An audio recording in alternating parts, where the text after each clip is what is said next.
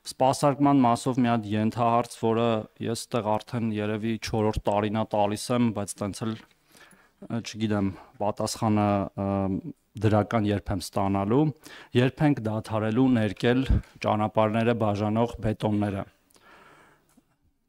որը անիմաստ ծախս է եւ աշխարհում գրեթե ոչ միտեղ չի իրականացվում, այլ տեսանյութեր եմ հրապարակել եւ այլն, ու ավելին ասեմ, այդ ներկելը ավելի շուտ է փչացնում այդ բետոնները, քան թե չներկելը, եւ դրան ավելի երկարատև եւ էժան լուծում կա անդրադարձիչները դնել եւ սպասարկել այդ անդրադարձիչները։ Բետոնների ներկման հետ կապված պիտի ասեմ, ուսումնասիրություն կիրականացնենք անպայման, եթե պարզվի, որ այնտեղ միայն տեսքով է պայմանավորված եւ անվտանգության որևէ կոմպոնենտ չկա, կքննարկենք նաեւ այդտեղ ներկում չիրականացնելու տարբերակը, ելի եմ ասում եմ պարագայում, երբ որ պարզվի, որ դա անվտանգության հետ կապված հարց չի, այլ ավելի շատ տեսքի հետ կապված հարց է։ Անվտանգության համար, որ ասացիք, ներկելու, տեսեք, ուրեմն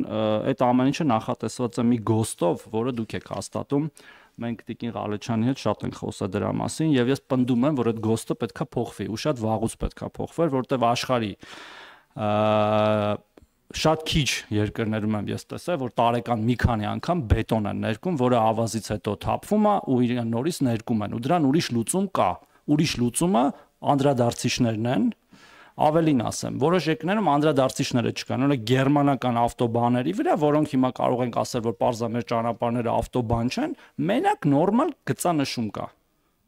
Ասֆալտի վրա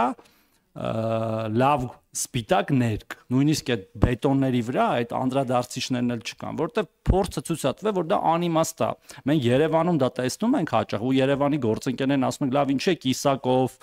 չգիտեմ, Միասնիկյան, Արշակունյաց տարին մի քանի անգամ ներկում, որը մի քանի անձրևից հետո դա ըստ էության պետական միջոցների բան է, ոչ արդյունավետ ծախս է ըստ ինձ։ Բոլորը հղում են կատարում այդ գոստին։ Հիմա ես խնդրում եմ եւ առաջարկում եմ այդ գոստը ի վերջո փոխել,